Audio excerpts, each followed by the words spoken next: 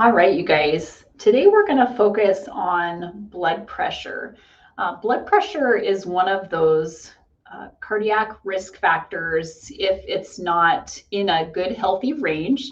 So we're going to talk about what blood pressure means, what those two numbers are that we're giving you in class, and where we would like to see those numbers be in a good, healthy range. So with your blood pressure, you're always going to have some pressure on those artery walls. That's what our blood pressure is the amount of pressure exerted on the walls of the arteries. You have your systolic blood pressure. That's that number that we give you on top. That's the highest amount of pressure on those artery walls. As our heart contracts and pushes blood out to the system, that is the highest amount of pressure on those walls. That is your systolic blood pressure. And the units are in millimeters of mercury. You also have that bottom number that we're giving you, which is the lowest amount of pressure exerted on those artery walls. That is when the heart is in its relaxation phase. And so that is the lowest amount of pressure exerted on those arteries. And it's important to know what your numbers are. Having chronically high blood pressure or hypertension can be known as the silent killer, just because a lot of times we don't have a lot of symptoms if our blood pressure is too high. So we can go for years without really knowing we had a high blood pressure issue. So that's where it's important to be going to those doctor appointments, your primary care and the cardiology appointments, so that they can check in with you with how your blood pressure is doing. They might also be having you check your blood pressure every once in a while at home. And so that's good to monitor that as well, and just make sure you're getting pretty consistently good numbers. And we'll talk about the ranges for where those numbers should be. But we're not really basing, any hypertensive issues or anything off just a one-time reading. We're usually watching in cardiac rehab for trends.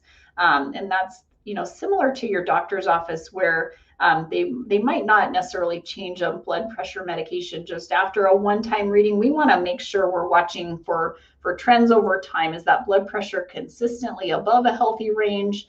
That's where we want to make sure we're, continuing to be mindful of that and watch that and take some certain steps to make sure that's lowered into a good, healthy range. So it's important to know what your numbers are. If that blood pressure is too high, that's where it can put more of a workload on your heart. Your heart's having to push that blood out to the system. And if that pressure is too high, your heart's having to work harder. Having consistently high blood pressure also can create damage to the inner lining of the blood vessel walls, the coronary artery walls, like we've talked about recently, where it can put little nicks and dings, or is usually the verbiage we use, in those arteries. And so our body, when we get that damage there, our body wants to lay down plaque as kind of that Band-Aid layer so that blood can flow smoothly through that area. So that's just accelerating that process of plaque buildup in those arteries, which we want to avoid. So that's another reason why it's important to make sure our blood pressure is well controlled.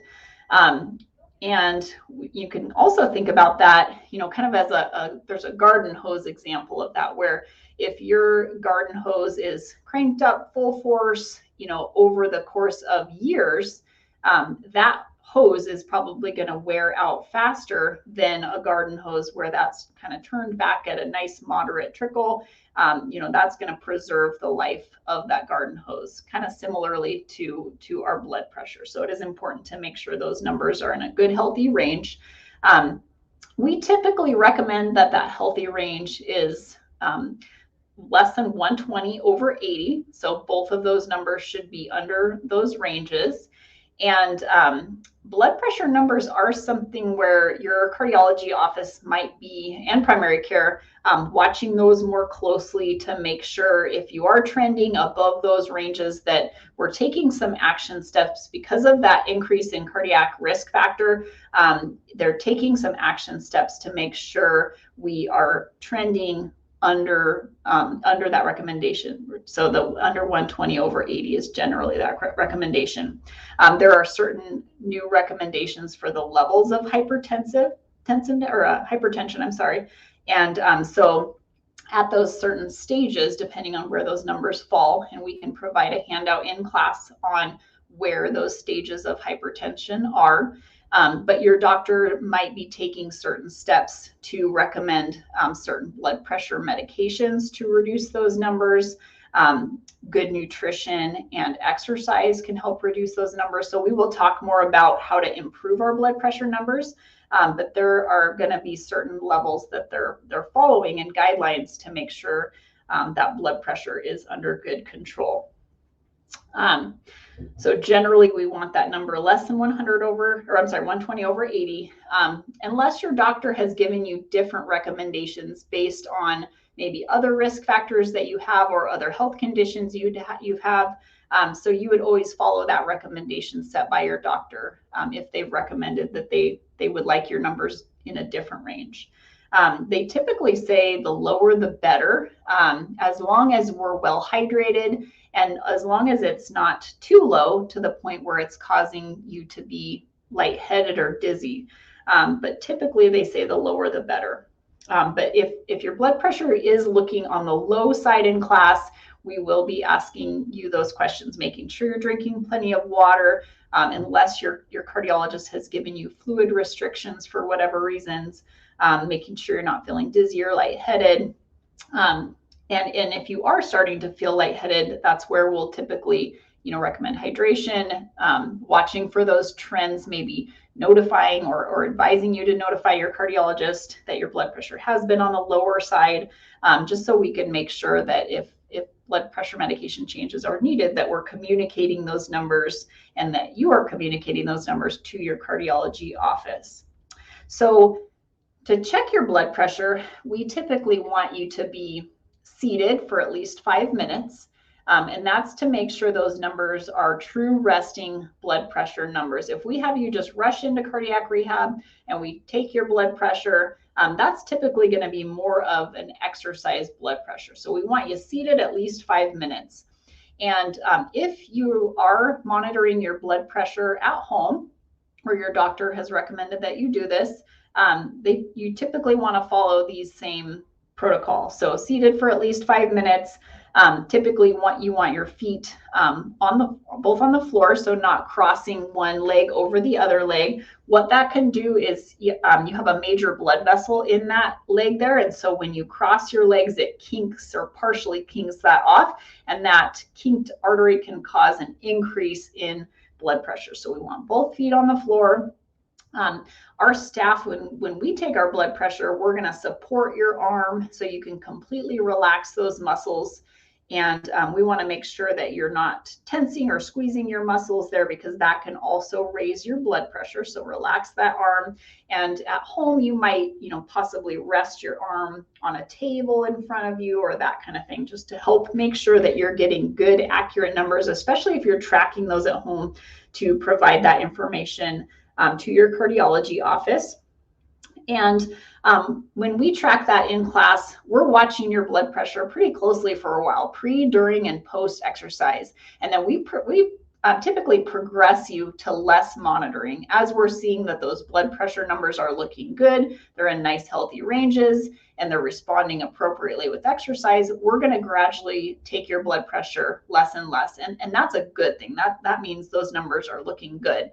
And we want people to start to gain that confidence as you exercise on your own at home, that we don't have to be so closely monitoring you all the time for you to be safe exercising. So it's a gradual progression in cardiac rehab to less monitoring.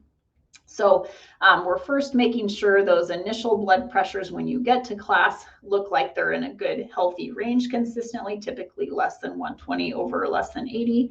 And then we're also watching for a while what those numbers do with exercise. What we want to see is that your systolic pressure should increase. So that top number should increase with exercise as that heart is needing to push more blood and oxygen to those exercising muscles. That systolic pressure needs to increase. And so there's certain things we're watching for. If that doesn't increase nicely with exercise, we're troubleshooting and making sure, for one thing, are you well hydrated? Are we overworking you, or are we underworking you? So there's some different things the staff are watching for if we're not seeing that nice increase in systolic pressure during exercise.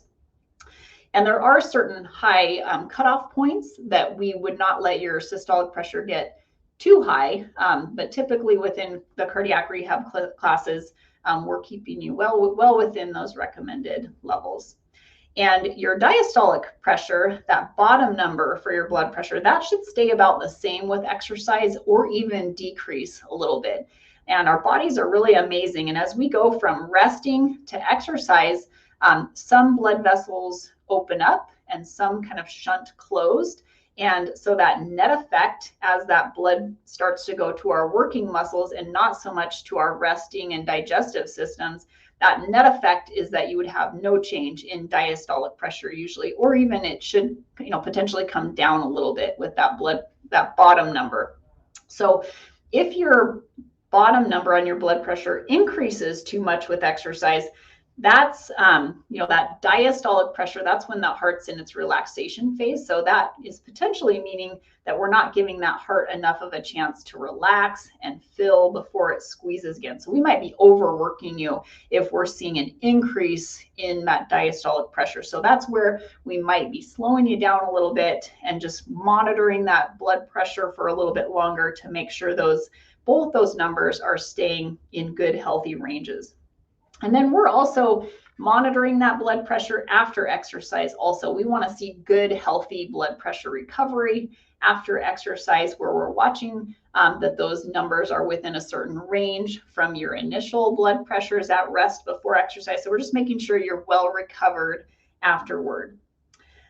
Just last couple things I want to touch on here. Your doctor might have talked to you about white coat syndrome.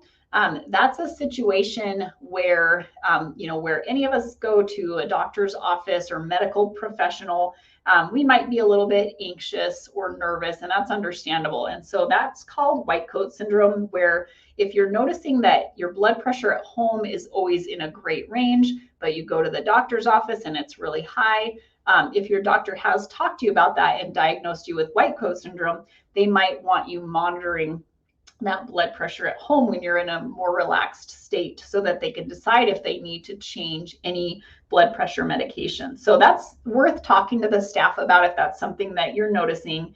And so that's where we'll also continue to, monitor your blood pressure in class, but also encourage you to do so at home too, just like your doctor's office has recommended. With your blood pressure cuffs at home, we generally don't recommend the wrist cuffs. Those are no longer endorsed by the American Heart Association, but we've seen some wrist cuffs be accurate when we cross-check them against what we're getting in class.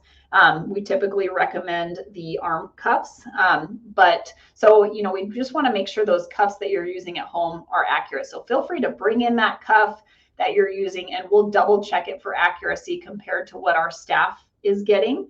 And we have handouts available if you'd like them on some brands that are commonly recommended, but we just want to make sure that that cuff at home is getting within about 10 points of what we're getting in class. That's generally considered pretty accurate. And so typically we recommend those arm cuffs over the wrist cuffs. But if you have a wrist cuff that is measuring accurately, then that's great.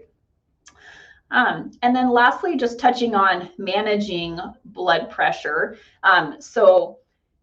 Sometimes, if we can have a genetic component where our blood pressure is high, and we've tried nutrition and exercise and those numbers just are not coming down very well, we might be on one or multiple blood pressure medications to try to decrease that blood pressure in a good, healthy range. And we have handouts available that kind of touch on the different blood pressure medications that kind of explain how they work. Some common ones we see in cardiac rehab would be your beta blockers. Those are the medications that typically end in OL. And so those decrease your heart rate and your blood pressure. Examples of those would be like metoprolol, carvedilol. Some patients are going to be on ACE inhibitors, those will lower the blood pressure. Those typically end in IL, like lisinopril. There's also diuretics that help us kind of pee out some of that volume, and those would decrease our blood pressure. So there might be multiple different types of blood pressure medications that you are prescribed by your doctor's office. And we also, along with that, would recommend following a good, healthy nutrition pattern where mainly with the blood pressure issue, we're watching for too much salt in the diet. Where salt goes, water follows. So if we're eating too much salt, we can tend to retain more water, and that increases our blood volume, which increases our blood pressure. So we want to make sure we're not eating too much salt. And that's a lot of times where your doctor may have recommended a low sodium diet. And we will talk more about that during our nutrition series of education. Typically in a cardiac diet, they recommend about 1,500 milligrams of salt a day or less. And then that's about a half teaspoon of salt a day or less. And really watching the food labels to see how much salt you're getting throughout the day. So kind of looking at your day as a whole. And then exercise is going to be really important. There is a chronic benefit, consistently exercising over time. Our heart rate numbers and blood pressure numbers tend to come down over time. That's one of the benefits of exercising regularly. And that heart's just not having to work as hard because your body is kind of physiologically adapted to that. So that's a big reason why we recommend that you exercise regularly.